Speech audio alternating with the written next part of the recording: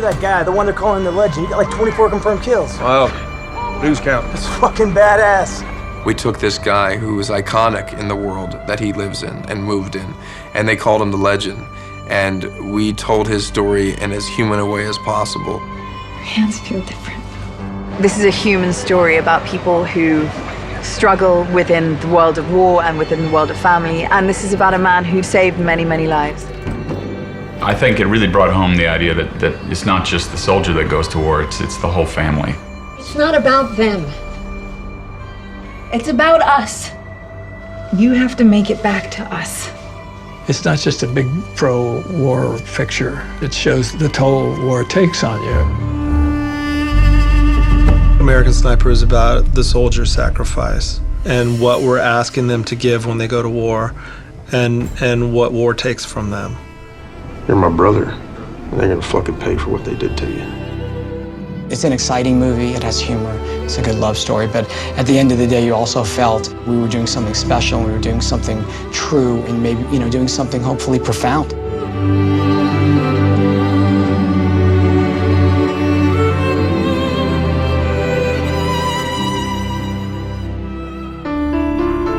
The journey that led to American Sniper began with producers Peter Morgan, Andrew Lazar, and screenwriter Jason Hall, and the provocative stories they'd heard about a legendary military sniper named Chris Kyle. We were interested in Chris's story because we had heard about the exploits of Chris and, the incredible things he did in 4 tours of duty. So we were very, very excited about his story even before the HarperCollins book, came about. I was interested in a warrior of that caliber. He had been in the service and in the SEALs and almost at war for almost a decade.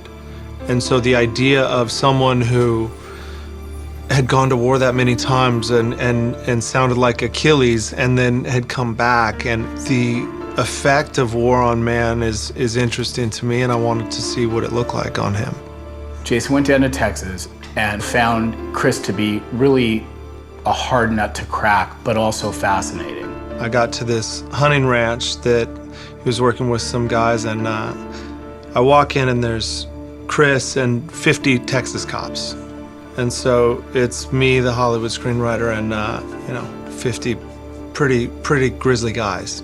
I think that Chris and the fellow law enforcement officers there wanted to kind of get a piece of the kid from Hollywood and see what he was made out of. Chris barely spoke to him.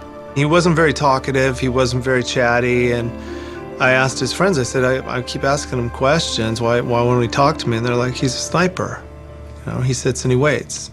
Jason had to really work to get Chris to open up to him. That night, everybody got a little rowdy, and there was a SWAT guy who was calling me all kinds of names and just, giving me a rough time.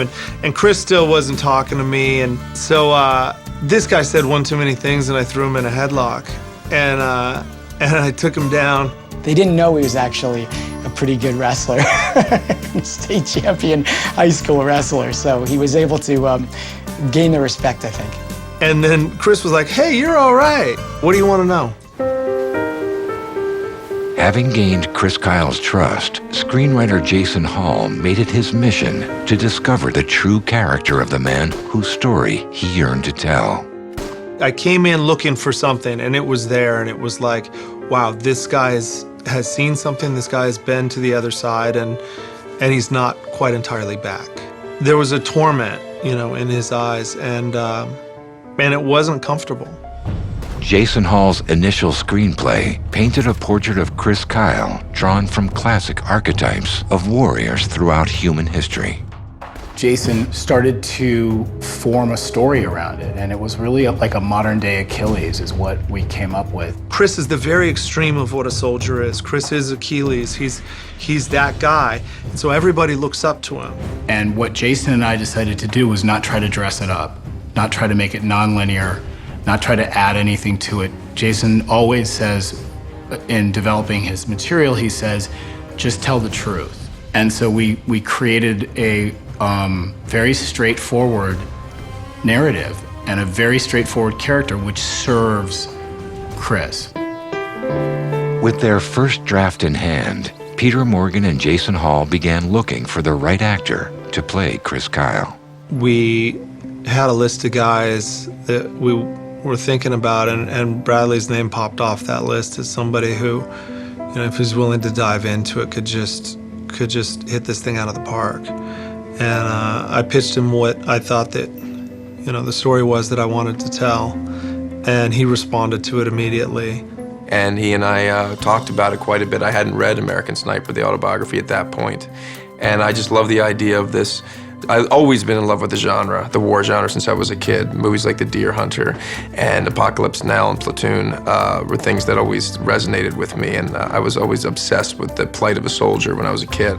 And he was elemental in finding the moments for Chris and the transformation of this character and who he becomes and what he almost loses in the process.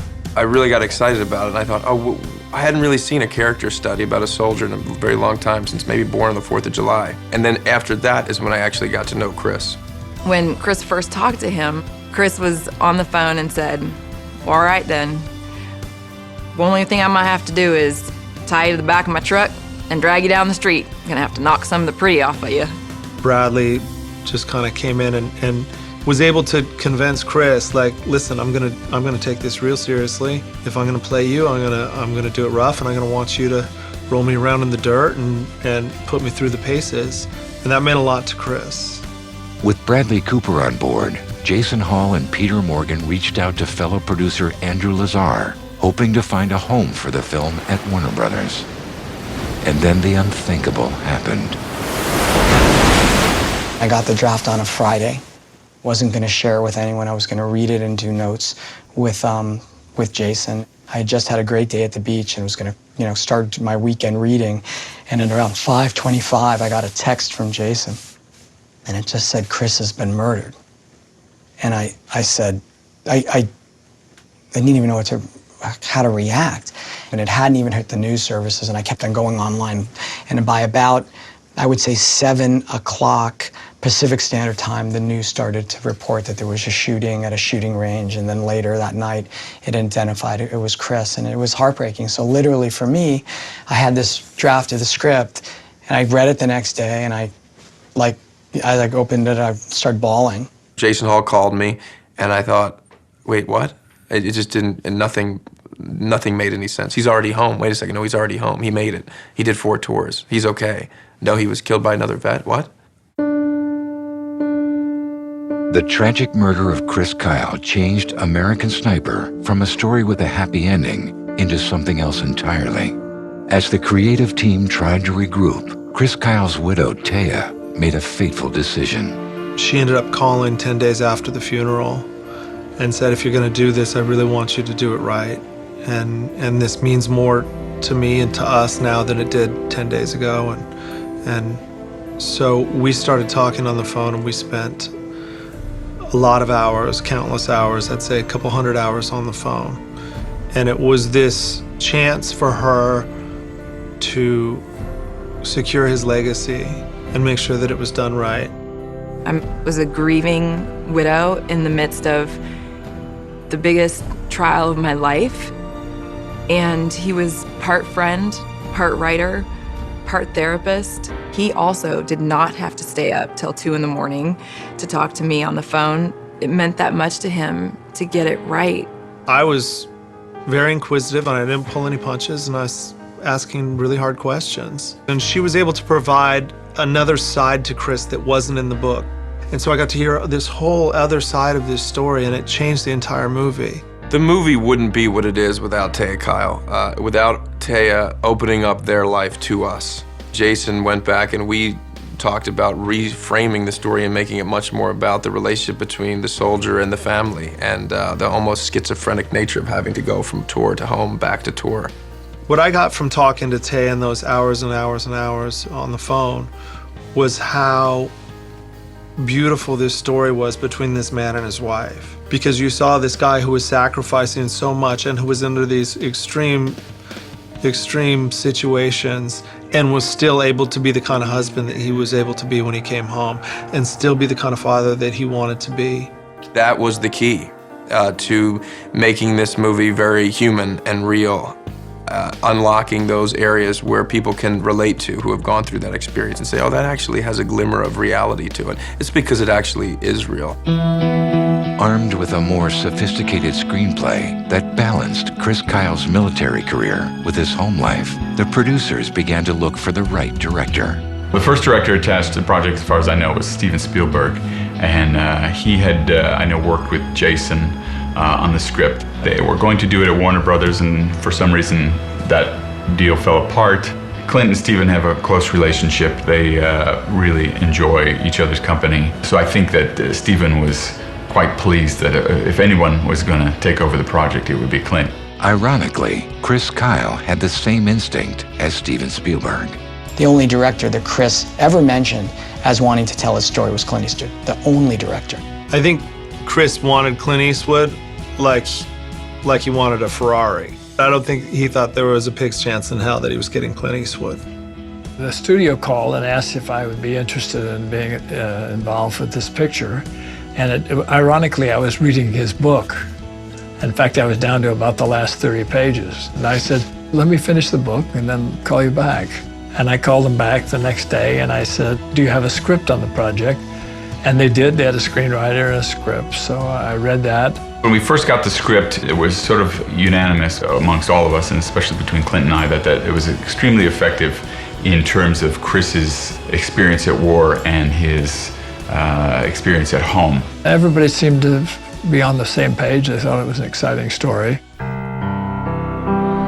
To bring the true story of Chris Kyle to the screen, the producers knew they would have to go to the source. When Clint and I started the project, Chris Kyle had already passed away, so neither of us got a chance to meet him or know him, so really the only way to get to know him was through his wife, Taya. Bradley and I took a trip down to Texas and met with Taya, met the family and the kids. He has 2 adorable kids. It was just an incredibly intimate experience researching this movie. I didn't view them as Clint Eastwood and Bradley Cooper coming to my house. I viewed them as people that I'm going to need to work with to really give whatever I can give to contribute to this project. You know, I haven't changed very many things from when Chris was alive. You know, his closet's the same.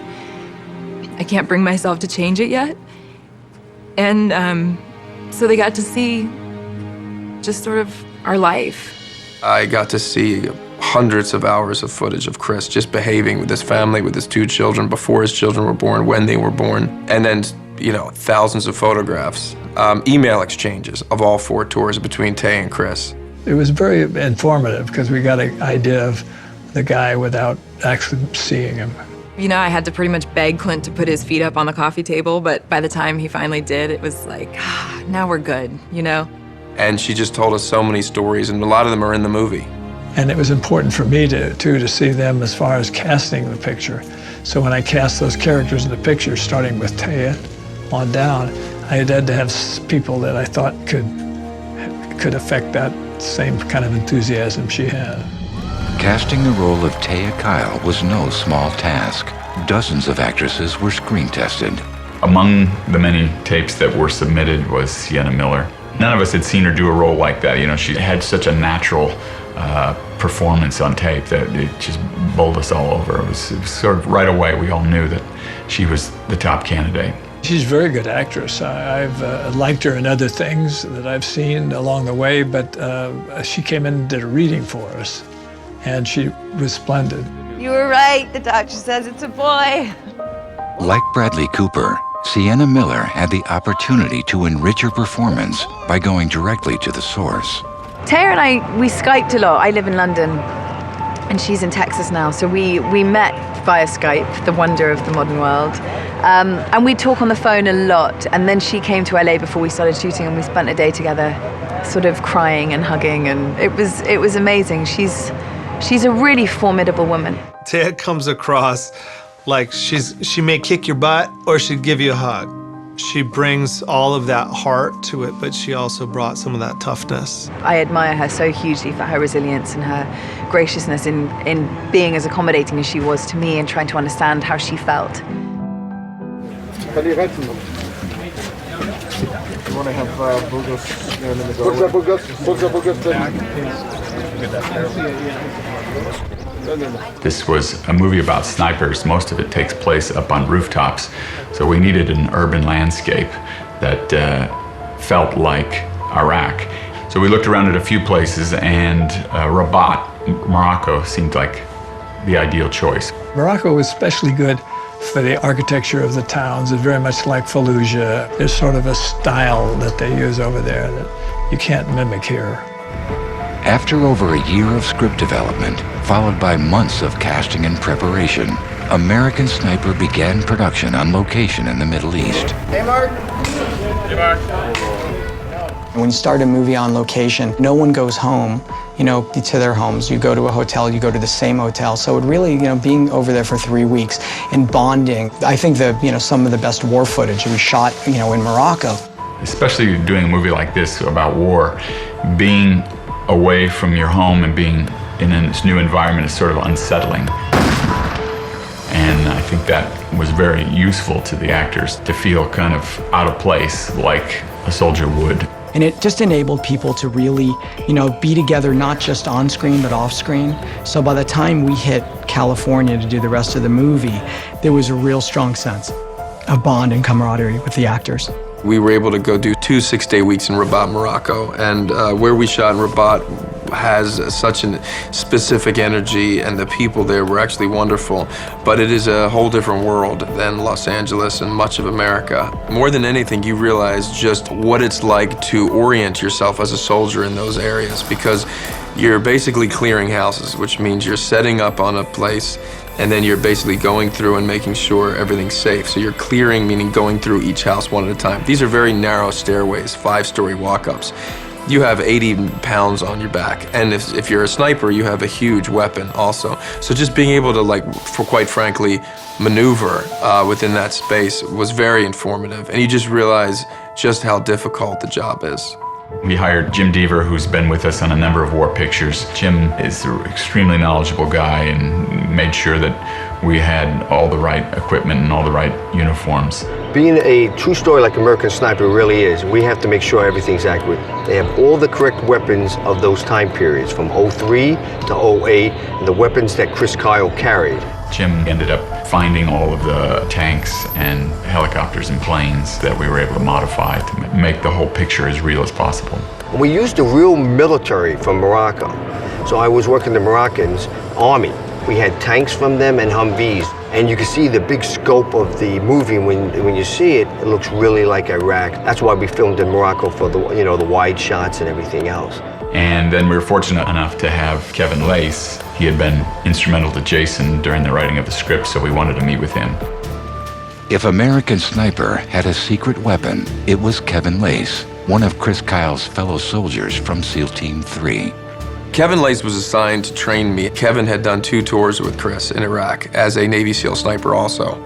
I really just thought he was incredible, and he taught me so many things. Supposed to train Bradley, do some long-range sniper work. We did a 3-day course, and 2 hours into it, Bradley's like, "You ever consider playing yourself in the movie?" And I'm like, "I don't really know about my acting skills, but I'll see what I can do." I just thought he had a great face and voice, and he was a character in the movie. And I thought, why would we ever hire somebody to play you when would you play you? And it became obvious to Clint and Bradley and all of us that he might as well play himself if he could pull it off. Having him there, having a real SEAL there, really upped my game. I mean, when you're trying to perform a maneuver with an actual SEAL, it just is invaluable as opposed to all actors. With the help of Kevin Lace, Bradley Cooper began the process of becoming Chris Kyle, starting with transforming his normally slender frame. When we went down there, Bradley was 180 pounds or something like that. And when we started, he says, "Well, I'm going to have to get bigger." I mean, I was really light when we started. I was like 185 pounds. And I think in the end, I was almost 238, 235, I think. Down, down, down, down. I had to become that big and talk like him so that I believed I was him. And if I believed I was him, then there's a chance you would believe it. Because if I didn't believe it, there's no way in hell you're going to believe it. There's a weightlifting scene in the movie And Bradley actually lifted. Those were not fake weights. And it was, I think it was well over, I think it was 425. You know, the training that I went through with this incredible trainer, Jason Walsh, consisted of just heavy weights, no cardio for all the months that we were prepping and shooting, and just eating, basically. Upwards of 6,000 calories a day. And that was a dead squat that we would do. So I pitched to Clint, you know, why don't we just come around, and you just hear this clanking. And it's, you know, it's a beautiful shot, and it's when he's about to go back home after his first tour, and his mind is racing. And we just wanted to show just how powerful he was. So I did say to Clint, let's just put the weight on, I can do it. I think the most he could do was about 7, just when the camera came on, like, oh my gosh, I hope the camera's gonna get there, because I was like feeling for him, like, no, how many more can he do? I just said, just film it, I can do it. And I did. I think he was worried, but we did it like 3 or 4 times.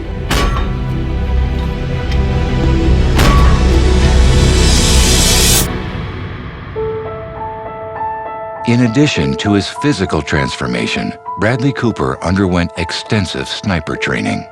The research process is when I was sort of bowled over by what a Navy SEAL sniper has to do. I mean, I was very ignorant to what it actually means to actually line up a target.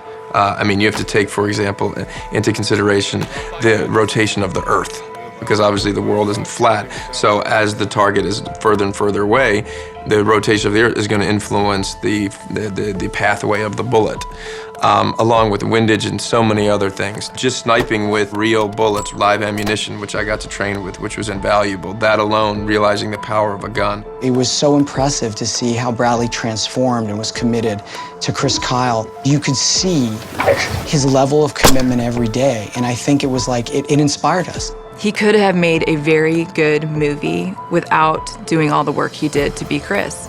He has the talent. He's very gifted at his craft. Can't do it, man. We need you on Overwatch. What if I'm down on the street, Mark, house to house is the deadliest job here. You got some sort of savior complex?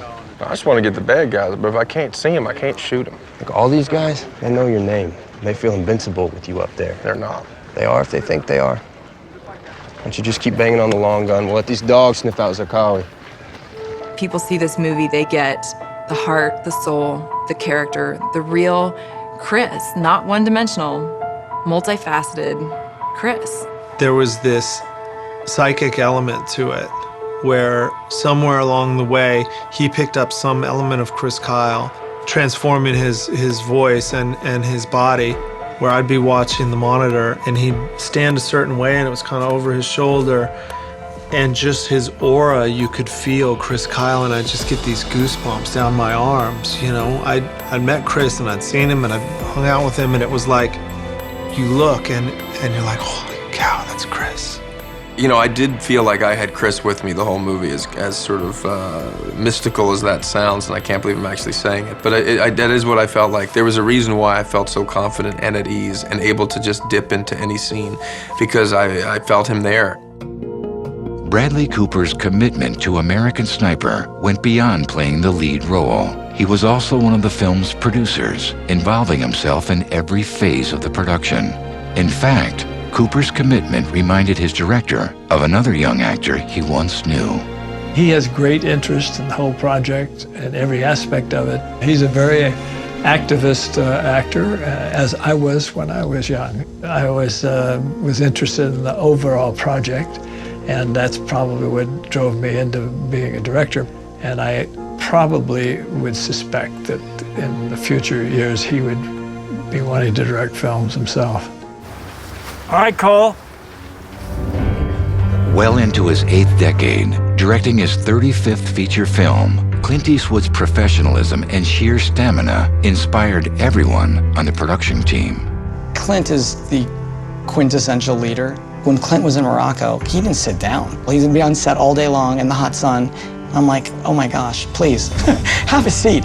Like you wouldn't want to sit down. When you're around set and Clint's working, you actually don't want to sit down because he never sits down. Clint is, what I found him to be, was very instinctual. He really trusts himself, and he has this inherent ability to know where the truth is. He's so relaxed and so trusting and so confident in his ability to know when he has what he needs. And it just forces this freedom in you as an actor.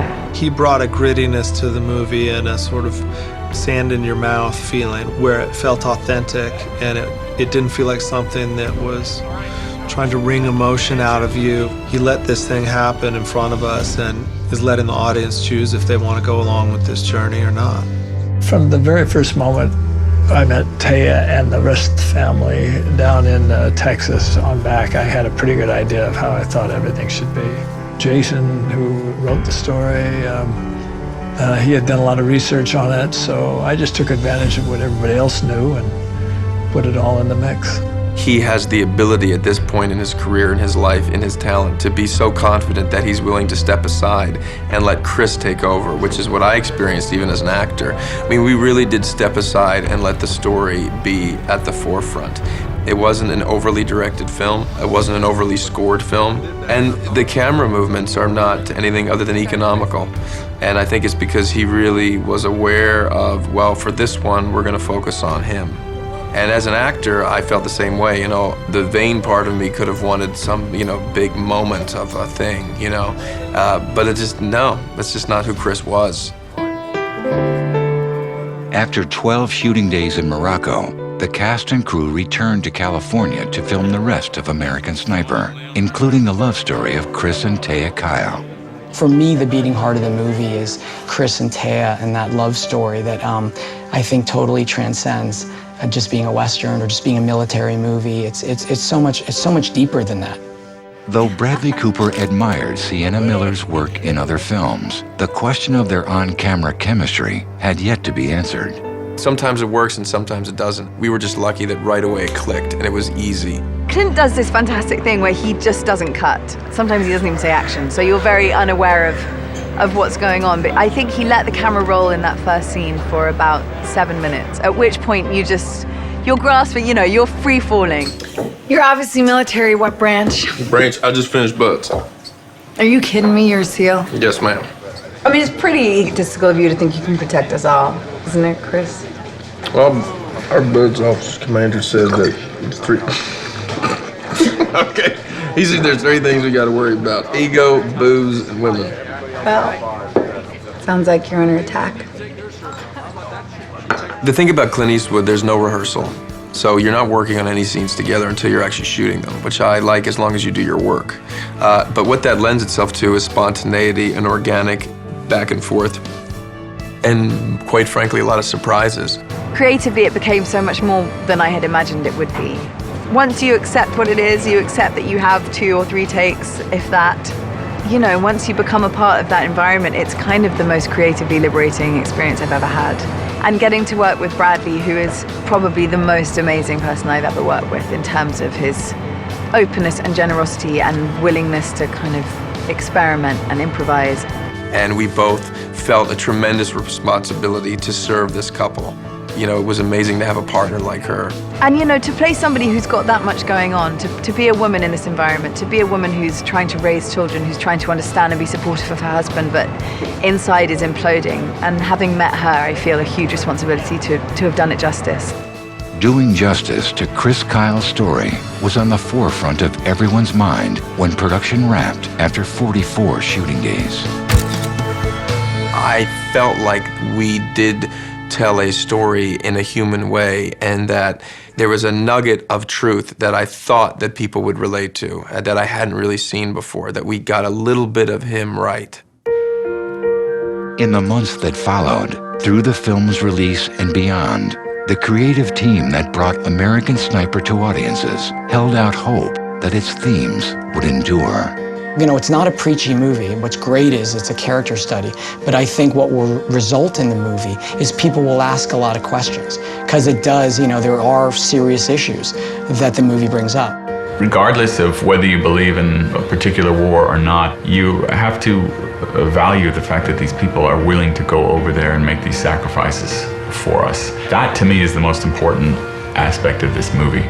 It's a complicated story, and people are going to have very mixed emotions about it. Some people will come out and see a film that's celebrating somebody who did, in many people's eyes, many heroic things. Other people will be probably deeply affected by what they've seen and be shocked by some of it. But this is the world we're living in. This happened. I was just hoping that it really would be a movie seen for what it was, at least intended to be, which was a movie about soldiers and their families. That's it.